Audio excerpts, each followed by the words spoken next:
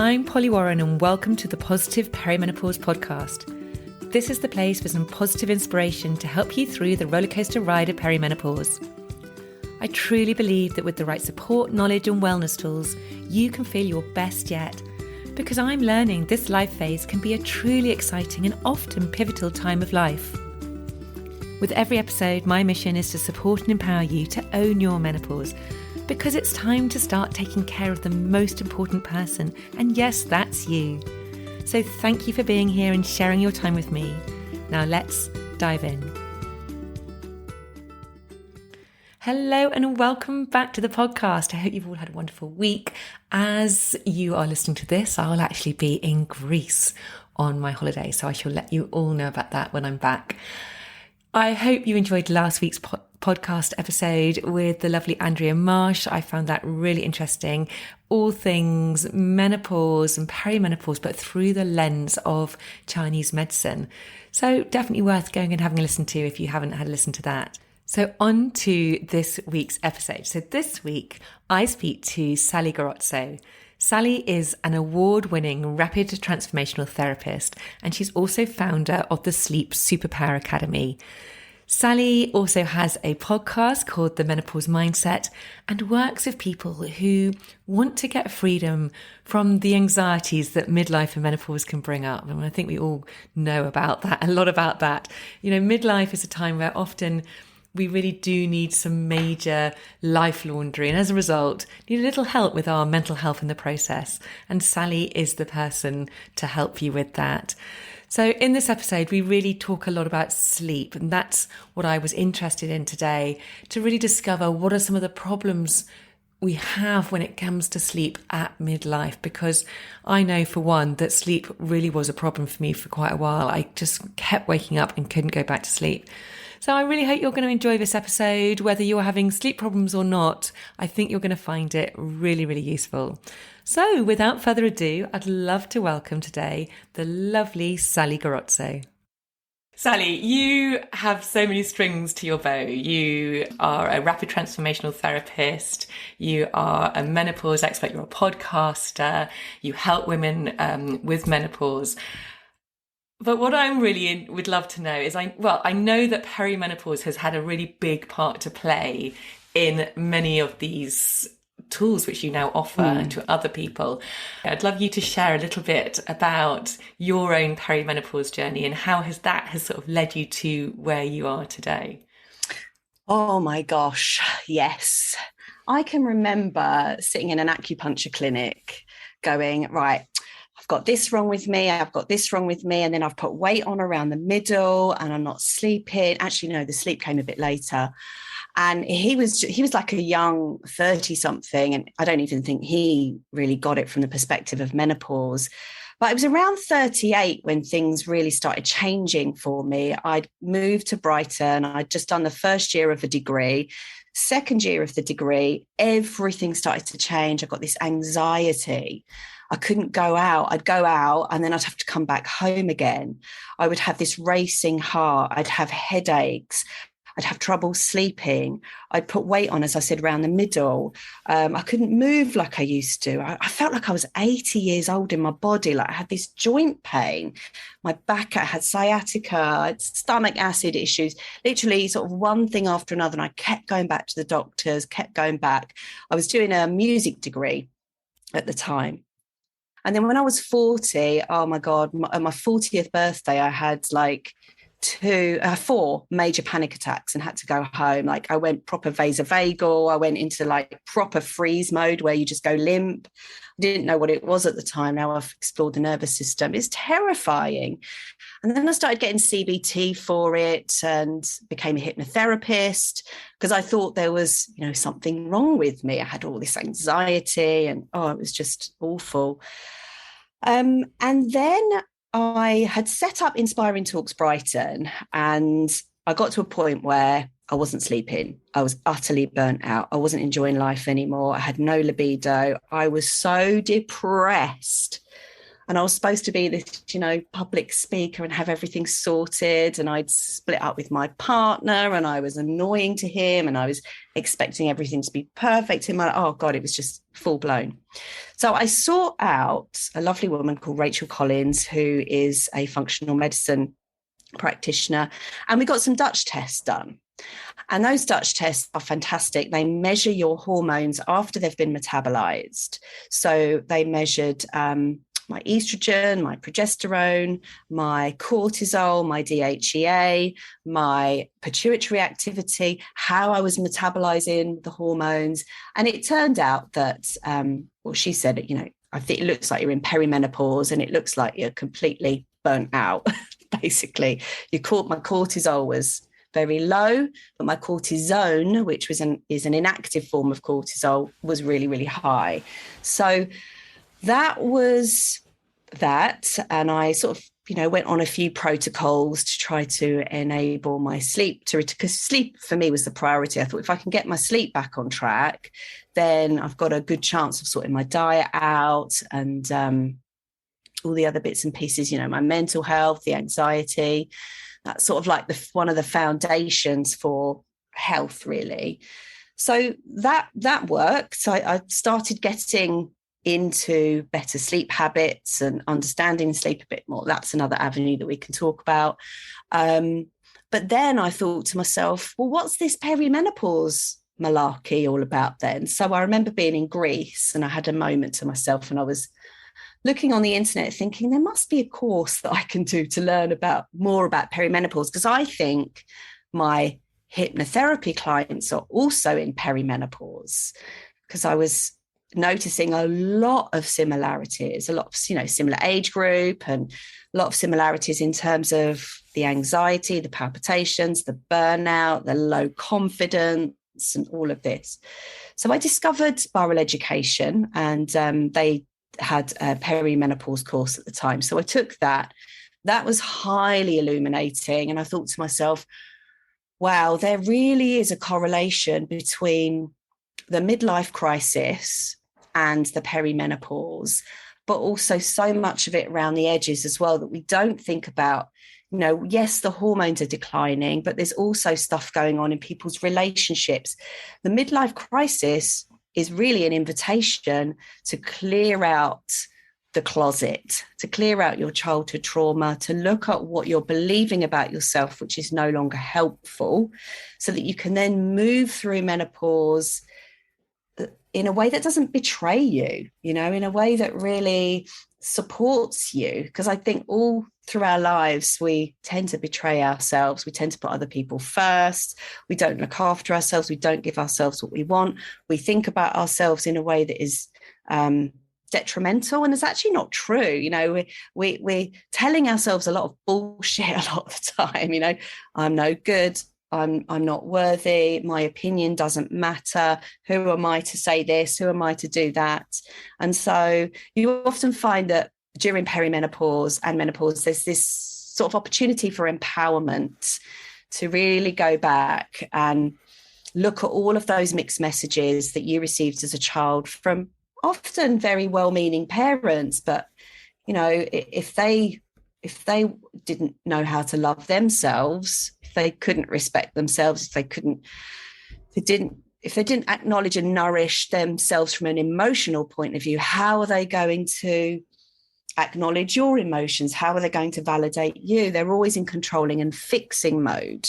And so I think that's part of the problem when we hit menopause. A lot of this isn't about fixing and controlling. It's about acceptance and about surrendering and about releasing.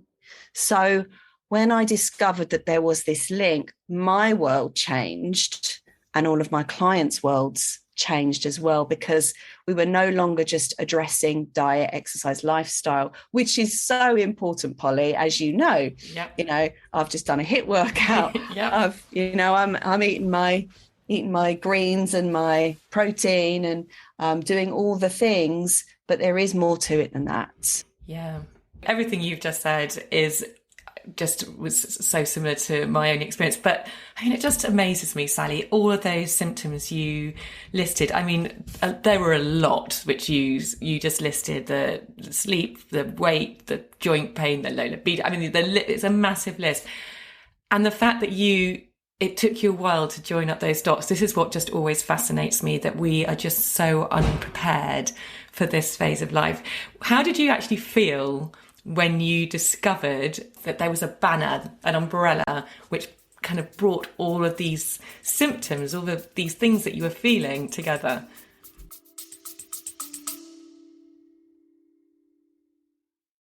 A very quick break to ask you to hit the follow or subscribe button if you haven't already. And if you're enjoying this episode, I'd be super grateful if you could hit those stars and rate it too. Thank you.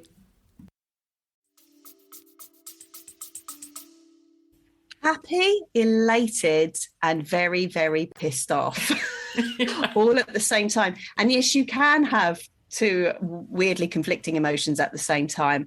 It was a major relief to know, because I kept looking at, again, individual problems. Oh, I've got adrenal fatigue. That's what it is. Oh, I've got estrogen dominance. That's what it is. Oh, it must be my thyroid. But then when you're like, oh no, above all of that is perimenopause. Yeah, I mean, it's just turned me into a staunch feminist, really. It really has. And, you know, reading all the books like Sex Matters by Dr. Alison McGregor, and that one with the Spanish lady, Invisible Women, you know, following the work of Dr. Louise Newson, you dig and you dig and you dig and you realise how discriminated women actually are. And it, of course, you know, I'm half Sicilian, not even half Italian. My father is Sicilian. So there's quite a lot of anger in there. Well, I don't know if it's anger, but it's passion. We're a very passionate breed. It's a very passionate culture. And so, of course, it comes to the surface, but I have to be careful with my liver. I've just had a liver function test, actually, and I've got a raised gamma GT, which I need to figure out what that's all about. But in terms of Chinese medicine, the liver and anger are very closely related. So I do have to be careful with my rage. Yeah. Thankfully.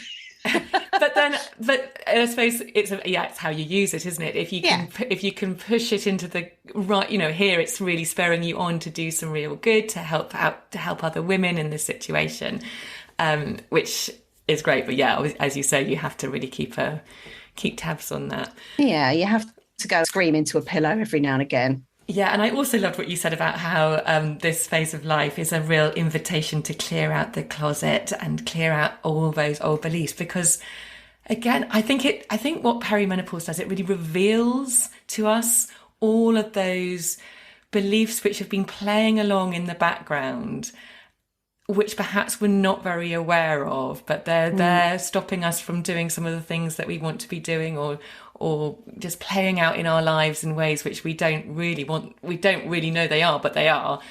And perimenopause actually reveals them to us. And what you do with your RTT is such a great tool, because it really helps us move through those beliefs so that we can then really flourish even more. And that's why I love perimenopause as an opportunity and an invitation to really bloom. Yeah, I sort of see it as it's a way of flying the emotional nest. So for me, even in my early 40s, you know, age 40, 41, 42, I still felt like a child. I still felt like I was dependent on my mum and dad. I wasn't earning enough money. I still had to borrow money from my mum and dad. And for me, the rose-coloured spectacles of estrogen came off. I saw it for what it is. Everything that my mum and dad had been telling me for many years, like, you got to stand on your own 2 feet and all of this stuff, it really, really hit home, especially with the way that I was treating my now husband. You know, I'm not proud of it, but I didn't treat him very well. So I wonder he still stayed with me, actually. But I expected him to be more, and I was so demanding, and I didn't love him exactly the way that he was. And I wasn't taking responsibility. I was a spoiled child. Even up to that age, And I do see it sometimes my clients, I see it, oh, there's a little bit of that entitlement there. You know, if you have been wrapped up in cotton wool, which I was, but it was so sobering, you know, the midlife crisis when Graham and I had split up and it looked like he didn't want to get back with me. Oh my God, my world caved in, and I recognized all of the, I just sort of dove into the whole world of relationships, which was, you know, another area of work that I like to work with clients. And I realized how my communication was ineffective. I was demanding, I wasn't listening, I was acting from my ego. And all of that is the inner child trying to get noticed. So I had to do a lot of work on myself to give the inner child what she needed. She needed to know that she was enough. She needed to know that she was okay, that she didn't actually have to go out and prove herself to get daddy's love or to get mummy's approval. That she could actually calm down a bit. And I became much less of an attention seeker. I didn't feel the need to drink alcohol anymore. In fact, you know, when you get to perimenopause, you can't metabolize alcohol very well anyway. So that's sorted that one out. But all of those kind of attention-seeking behaviors calmed down. And I sort of finally became a lot happier with my life around me. The simple pleasures, you know, going for a walk along the beach, or just being able to move my body, to be able to lift weights, to be able to have really uplifting conversations with people, just to sit on the sofa for an afternoon and not feel like I had to get on Facebook or chase people or get out of the house. You know, I can be happier, settled and in one place rather than feeling like I've got to be here, there and everywhere. And perimenopause gave me that opportunity.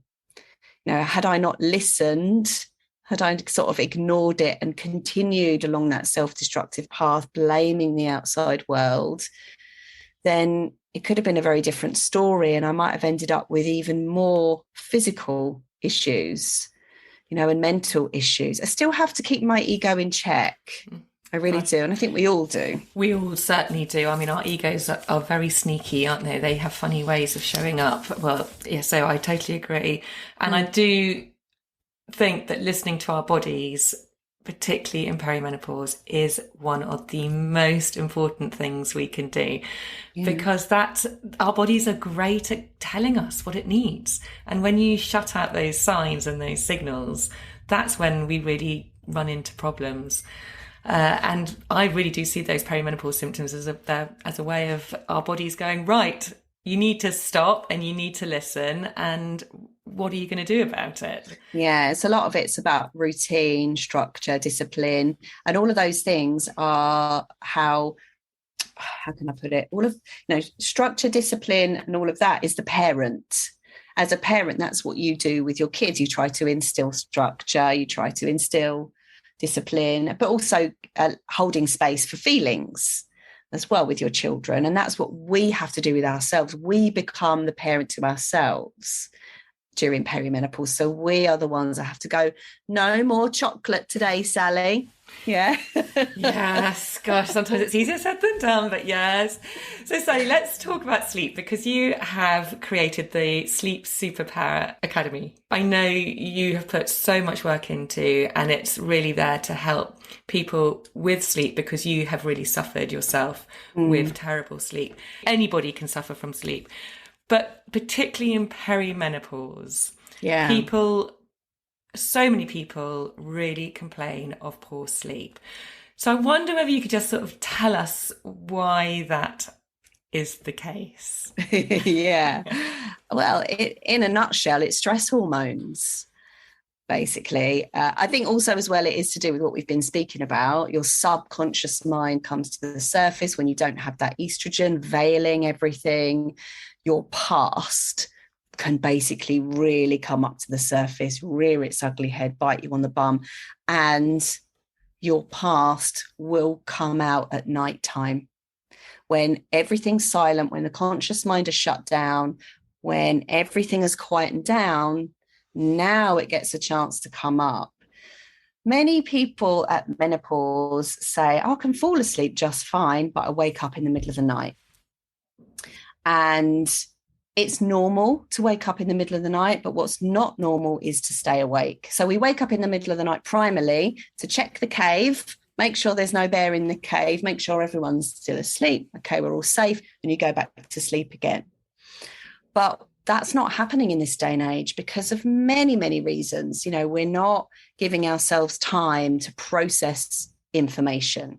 We're not leaving our minds, we're not doing mind wandering. We're not doing daydreaming, which is a beautiful process, a very natural process that we used to have plenty of time for. Now we don't, because we're listening to podcasts all the time and audio books, and there's work and there's everything.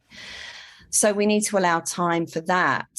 But I also think it's to do with, so I'm coming back to your question about perimenopause and why it's also the declining progesterone as well. So when because progesterone falls faster than estrogen. So when we don't get the progesterone, we don't get the calming hormone. We don't get that.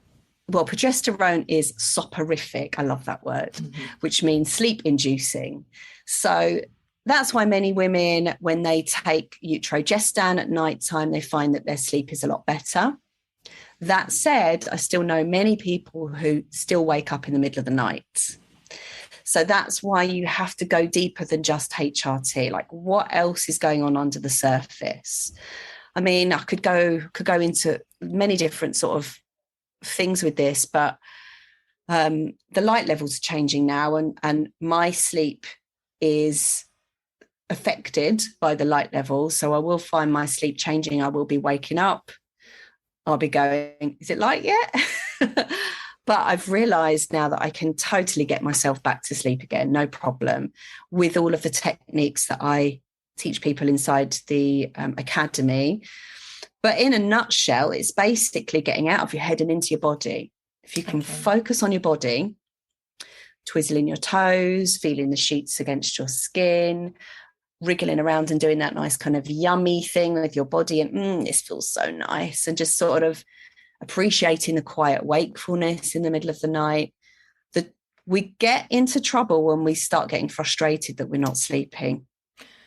So I heard, on some podcast recently that it's recommended to actually, if you wake up in the middle of the night and you are lying in bed and you are beginning to get a bit frustrated because you can't get back to sleep, that actually the best thing to do is to get out of bed and go and do something you really enjoy. Would you agree with that? Yeah, absolutely. So I tell my clients, if 20 minutes has passed and you're still not able to get back to sleep and you're feeling frustrated, get up. So I don't tend to do something that I really enjoy because that will stimulate wake-up hormones. It really depends what time of night it is, actually.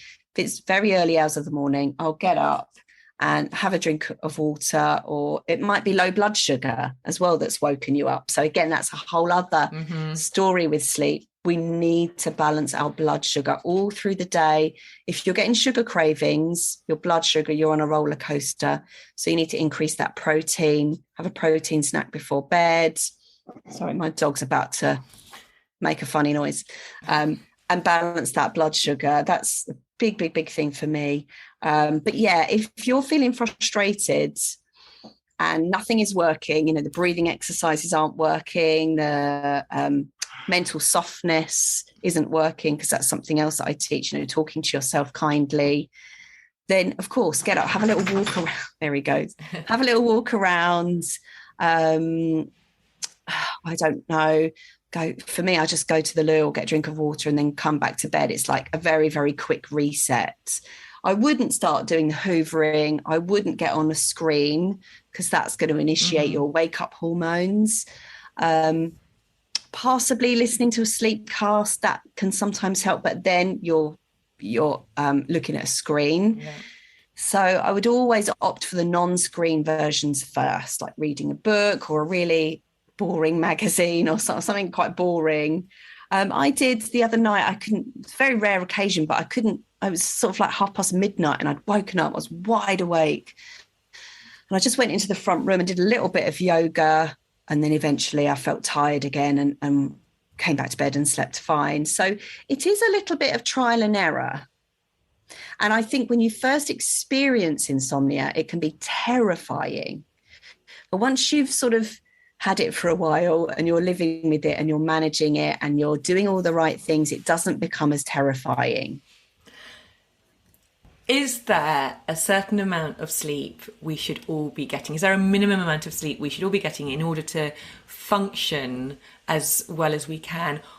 Or are we all very, very different and it's about working out how much sleep is most beneficial for each of us? The latter, yeah. So we all have a specific chronotype. There's a quiz you can take if you go on to, if you Google Dr. Michael Bruce, he's got a quiz that you can do. And there's 4 different chronotypes. There's a dolphin, a lion, a bear, and a wolf. So a dolphin is an insomniac that's been an insomniac for life. So they're people that really struggle to get off to sleep.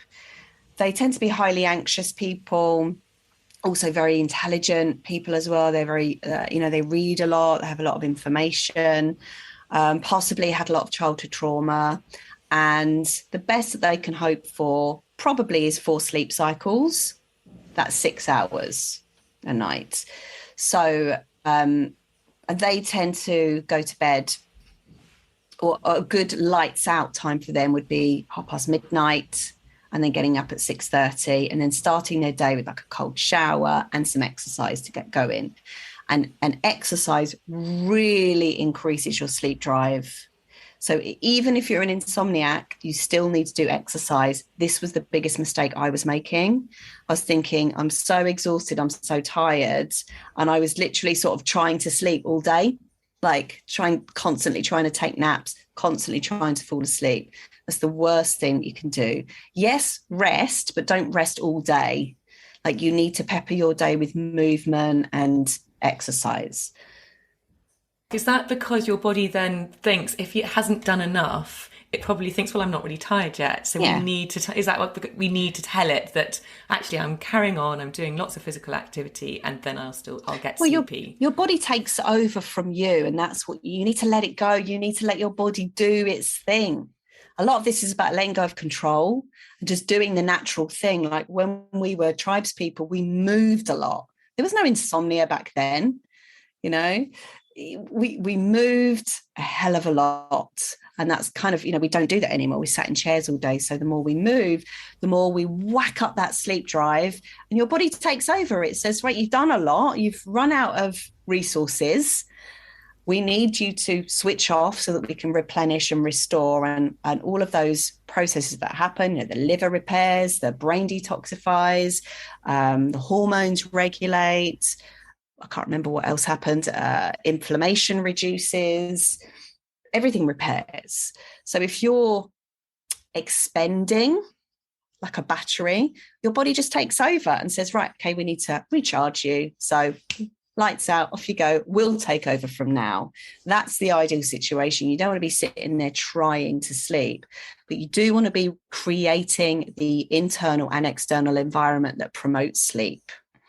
So turning your bedroom into a spa-like environment, decluttering, blackout blinds, earplugs, beautiful scents, tidy up. Part of my winding down ritual is tidying up, flicking the duvet back, plumping the cushions, spraying the beautiful oils, taking a shower, energetically cleansing myself of the day, doing breathing exercises, writing a list out for the next day so I can turn that off. That's gone. And then you really are setting yourself up for sleep success. You're giving yourself the best chance of sleeping, even during perimenopause. Because remember, perimenopause is almost like reality comes to the surface. So we have to deal with the reality that's come to the surface. It's not oh, it's menopause, therefore I have insomnia. Menopause is the fault of insomnia. It's not really that. Menopause is revealing what's already there. And so we have to deal with it. Mm-hmm. So what else is that? We were talking about chronotypes. Yes, Do you want me to carry on? Sorry. Yes. Yeah. Come on. You talked about the first one, which is the insomnia one. Yeah. Then you've got a lion. Mm-hmm. So a lion is an early bird. A lion is typically like a real go-getter, a racer. Like my dad's a lion. He's a motorcycle racer, you know, he used to be anyway. He had his own business, really entrepreneurial, really like always in front.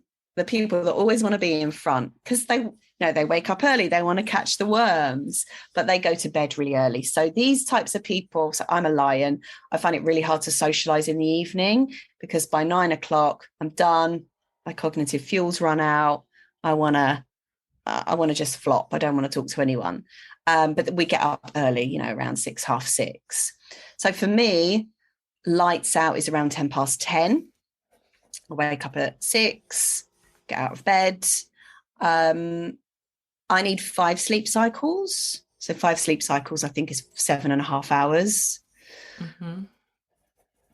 And then the bear is most of the population. They are your typical sort of worker bees. They like socializing. They like to sort of be in bed around, they need to be in bed around 11 o'clock and then wake up around 7 or half 11 to 7. So again, 5 sleep cycles, but they're the sort of people that just love being around others. They'll happily lay in. They'll happily probably stay up a little bit later as well. They don't really fit into the whole 9 to 5. It's a bit hard for them to kind of get themselves going in the morning. The personality profiles are quite specific. Like bears typically don't really like exercising. If you can get them to exercise, that should be done first thing in the morning because otherwise they'll leave it and won't do it. The wolf is the night owl, and they are usually the creative types.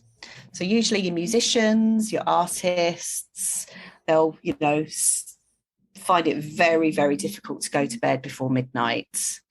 They usually stay up till around 2 a.m., maybe even 3 a.m. They eat very late. They get their surges of energy at night time, but they don't really like the daytime, so they'll be getting up at 10. So anyone can have a insomnia in these chronotypes, not just dolphins, but it's about working with your chronotype to find the ideal sleep and wake time based on the amount of sleep cycles you need and based on, you know, what you do in your day-to-day life. So you have to kind of be quite structured and quite disciplined. But once you've got that going on, the body just takes over. Yeah. So it's amazing. The circadian rhythms just work all by themselves. So if you have a really bad night's sleep and you miss a big chunk of your night, which I think is what we all become quite fearful of, and that's when the anxiety sets in because you're thinking, oh my goodness, I'm going to be so foggy headed tomorrow, I've got a really important meeting, I'm going to forget everything. Do we have to make up that sleep, that missed sleep, or does our body make up for it in a different way rather than having to get those specific hours back? I wouldn't worry about it too much. I think, you know, just listen to your body in the moment. So if by all means plug in during the day, next day, if you've got a big meeting and you haven't slept, do a hypnosis recording, access those theta brain waves so that you can restore by a yoga nidra or, a hypnosis recording. Do that. That will give you some energy, but try not to compensate by going to bed hours earlier. Still try and stretch it because that will increase your sleep drive. So still try and stretch it to your proper lights out time, your designated lights out time, because then when you do go to sleep, the likelihood is you will sleep right through the night. And that's more important than just sort of catching bits here and there. Sometimes at the weekend, it's okay to catch up if you're really sleep deprived and you really do need more rest. Then of course, but I wouldn't do longer than an hour because then you start messing with your circadian rhythms. And the regularity is much more important than anything else, than like catching up. It makes me really think about it though, because often, during the week, it feels like many of us aren't getting enough sleep because we're going to bed too late and then we have to get up to go to work. Yet we can compensate for that during the weekend where we lie in. But it's really interesting what you're saying. It really isn't helpful to do that, actually. No, it's much more helpful, to embed that circadian rhythm all through the week. So it's just think of how many hours you'll gain at the weekend if you're not sleeping in, those productive hours or socializing hours. Like so I've got this thing now where I don't tend to socialize during the week in the evening, but I will socialize Saturday and Sunday. So I get all my socializing done at the weekend. Evenings, if I need to do washing or if I need to do housework or if I need to do shopping, I'll kind of drag myself and do it. So I'm fully replenished and fully ready for action at the weekend because I've had such good quality sleep during the week. Yeah. On those rare occasions that I do need to catch up with my sleep, I will do. Or if I need to rest more, because it's not just about sleep. Like if you've been going like the clappers all week, it might not be sleep that you need. It might be rest and stillness that you need. And that can also have an effect of improving your sleep too, because you're just winding down, you're grounding yourself. If your energy's all up here in your head, you are not going to sleep. You need to be grounded in order to sleep. Yawning is great for grounding, by the way. So if you can start forcing yawns out at night time, at sort of bedtime or just before bedtime, that will really help you like ground yourself. Yeah. Okay. There is so much out there, isn't there, about the bedtime routine, about, as you said, you're getting yourself ready, getting that sleepiness going, getting your body prepared. But it's also really important, isn't it, the morning routine? And would you say it's just as important? I mean, you did say that your circadian rhythm is what dictates how well you sleep. I almost feel for me, it's more important that I get up at the same time most days. That's absolutely more important than actually the time I go to bed. Yeah, absolutely. I mean, getting up at the same time every day. I personally feel that going to bed at the same time every night is important if you suffer with insomnia. Right? If you don't, maybe you can push it around a little bit. That's fine. I think there are certain types of people. There are very sensitive sleepers and people that just fall asleep like that. So, you need, if you just fall asleep like that, it's not as important for you to have this sort of structure. But yeah, your morning routine, a good night's sleep starts the minute you wake up.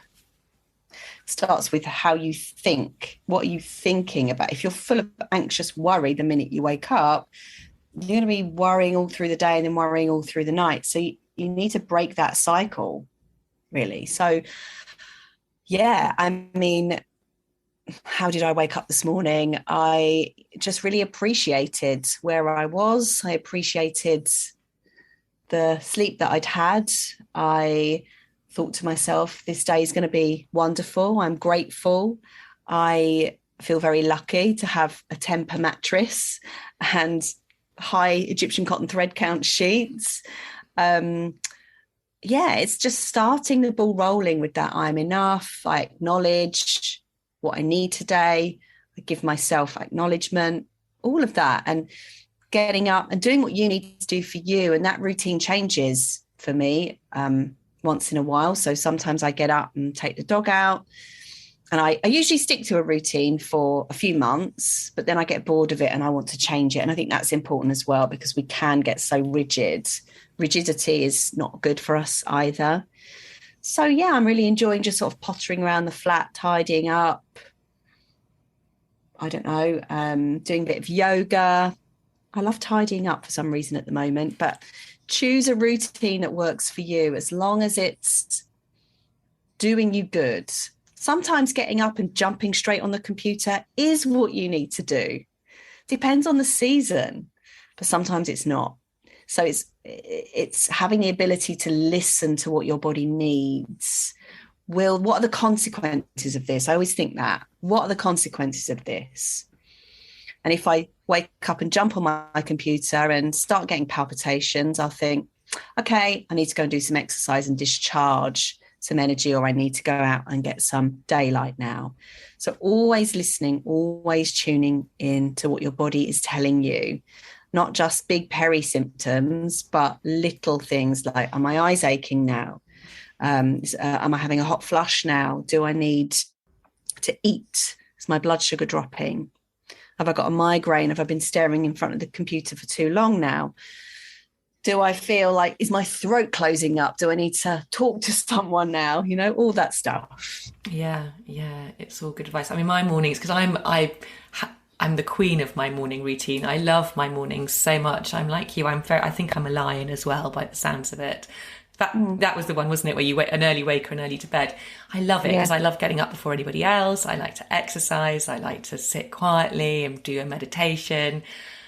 And if I miss it for some reason, I really, really notice the effects of that just ripple out throughout the day. My day just never goes quite as smoothly or the way that I want it to go. And then I do feel that it probably affects that night's sleep because, I don't know, everything just feels a little bit out of kilter. Yeah. But yes, and I'm all with you in the sense that I like to mix it up a bit. I don't like to do the same thing every morning. Each morning I have maybe something slightly different I add in, which is always really good. Yeah.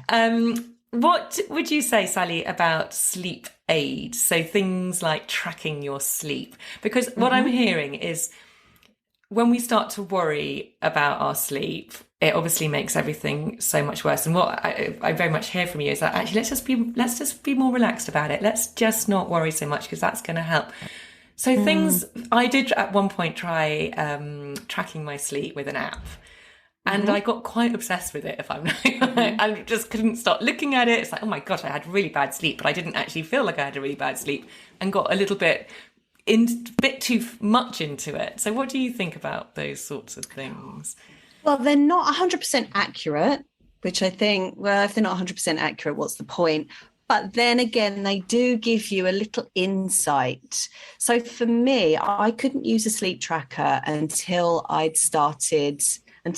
had some really hard and fast techniques to help with the insomnia that I was experiencing. So I sort of felt like I'd got to a point where I was sleeping really well. Then I got a Fitbit and I started tracking my sleep, and I saw that it was actually quite interesting. So some nights I would think, I don't feel like I've slept very much, but my Fitbit is telling me I've had enough sleep. And I could see where I was waking up in the middle of the night, but then going back to sleep again. So I was like, oh, that's good. I know I can do it. I know if I wake up, I can get back to sleep. So that gave me a lot of trust in my ability to fall back to sleep. But you're right in what you say, you do have to be careful. I think if you've got that mind that will fixate itself on something, then it's possibly not a good idea, but maybe a good idea temporarily, just so you can get an understanding of what the sleep cycle is all about as well, like how much REM sleep you've had, how much deep sleep you've had, how much light sleep you've had. You can measure, you can see, okay, I haven't really had my quota of deep sleep. So what I used to do, if I could see if my deep was sort of under an hour or something like that, I would tell my subconscious mind as I was going to bed, I want 2 hours of deep sleep tonight, please. And I would visualize my sleep tracker with in the morning saying that I'd had 2 hours of deep sleep. So I was sort of programming that in.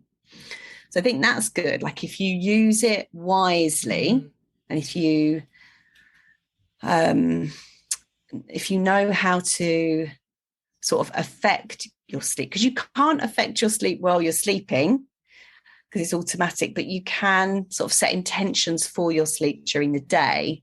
And I think that can be extremely empowering if you have the stats and the data to say, okay, maybe I haven't had enough REM sleep, so maybe I do need a little bit of extra sleep in the morning, because that's where you get your REM sleep. So what would you say would be your top if you could give us a couple of top tips of if someone who is listening to this, who's really suffering with their sleep, what would you say? I mean, because I always say to people blood sugar as well, if they're suffering with sleep, particularly in perimenopause, because I think it's very easy to have that glass of wine in the evening because you feel like you deserve it and why not? But even one glass of wine can spike your blood sugar in the middle of the night. So my key point to everyone is blood sugar balance, blood sugar balance, blood sugar balance. So what would you add to that? Well, a few things really. Routine.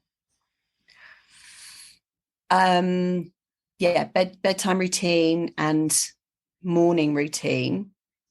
But also think bigger than just routine and nutrition. Like, think, how can I get on side with myself? What's insomnia trying to tell me? Because it might be, I've had clients who are in menopause, but when we go back and we look at the regression under hypnosis, we find that, they were bullied. So one of my clients was bullied, and she associated daytime with danger and nighttime with safety. So no wonder she stays up all night, because it's her safe time. No one's bullying her. No one's invalidating her. She can just have that space. So then we have to go in and reframe it. So I always like to say to people, there might be something more going on under the surface that insomnia is trying to tell you. Maybe it's trauma. Maybe your nervous system is hyper aroused and hyper activated. Like, why are you not able to get on side with yourself? Where is the conflict? Because I always think as well that insomnia is a sign of a troubled mind. Like, what is troubling that mind of yours? So there's an opportunity to go deeper, have some therapy, have an RTT session, find out what's really going on under the surface so that you can start living in alignment with you. So you can know what your values are and then live in alignment with those. Because when we have these values of health, but we're not acting in a way that supports that health, whether that's routine, mindset, diet, we're in conflict, and conflict always feels bad. Conflict will always knock really loudly on your door and tell you that something's wrong. So it's a chance to figure out what the conflict is, why it's there, and how you can resolve it. Yeah. Thank you. That's so good. Well, I think, gosh, we've covered quite a lot today. So my very last question to you, Sally, is, which I ask everybody, although you've kind of given me some really good pointers there. So this is more of a general question, I suppose, about perimenopause, because this is called the Positive Perimenopause Podcast.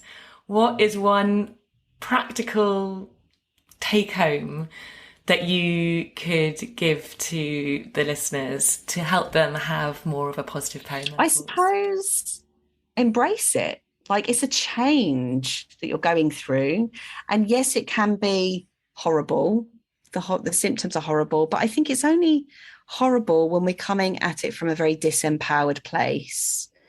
So empowerment to me means that we can do something about it. It's embracing the inner autumn, isn't it? Because perimenopause is ultimately the autumn phase of our lives. And if we look at what autumn represents, autumn in our cycle can often, anger can be triggered, harsh, hurtful, critical thinking can be triggered. And all of that does come up at menopause. We also need more rest and replenishment during that autumn phase of our lives. So if you really want to have a positive experience of menopause, it's looking towards empowerment, but also looking towards what it is that you need for yourself, and then giving yourself what you need, whether that's more rest, or even it might be to like me and you, Polly, channel that anger, channel that sort of frustration that can come up in autumn into a business, or into some charity work, or into some activism of some kind.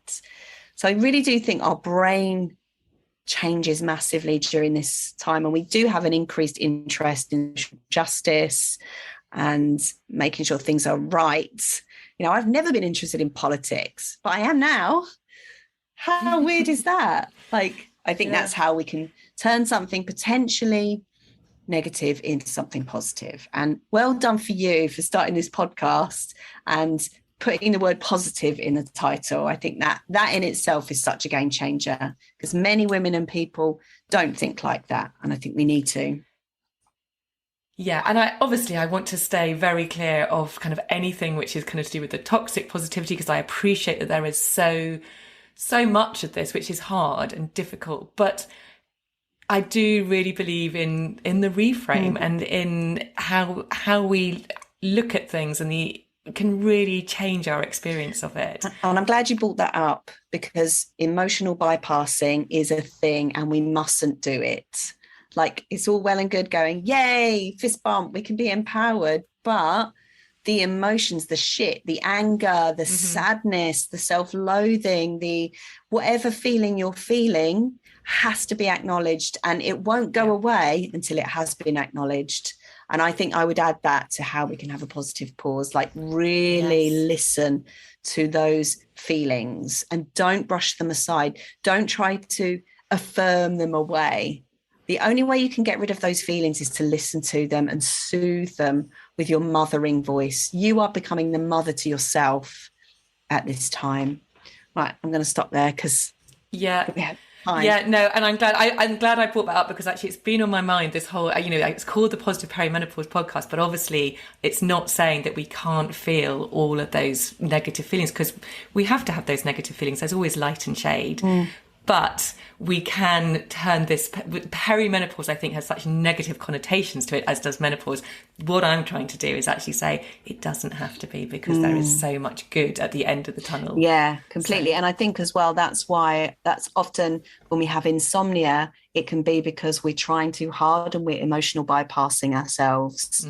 And when you really wrap yourself up with lots of loving cuddles, you soften your nervous system, because you're being validated. When you relax when your nervous system relaxes, sleep comes to you so much easier. You don't have to fight with it. I know I've spouted off about routines and things like that, but I mean, it's all inside the Sleep Superpower Academy. If everyone's really struggling, So Sally, if anybody wants to find you and they are really struggling, how can they find you? How can they get in touch with you? So I'm very active on Instagram. My handle is at Sally Garozzo Mind Mentor. I try to make my posts as informative as possible.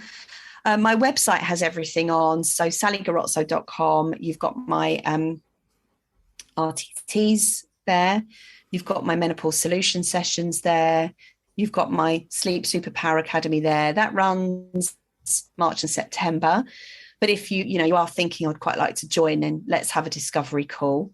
I've also, hope I'm allowed to mention this, got a menopause practitioner's course available. So if anyone wants to become a menopause holistic and wellbeing practitioner, then the link to that is in my bio on Instagram. Yeah. I'll put it all in the show notes. Amazing. Thank you so much, Sally. I've loved chatting today, and I shall see you soon. So if you're struggling at the moment with your sleep, I highly recommend getting in touch with Sally. She really does know what she's talking about. So I'll put all her contact details in the show notes. And if you would like to get in touch with me, you can always come over to Instagram at Pollywarren Coaching, or I always love getting an email. You can email me at info@pollywarren.com. And as always, if you've enjoyed this episode, I'd be so grateful if you could leave a review on Apple Podcast, because it really does help get this podcast out there. And also, if you have a friend or know somebody who is currently struggling with their sleep, and let's face it, it is the worst thing when you just can't get to sleep, or you wake up in the middle of the night and you can't get back to sleep. It's awful.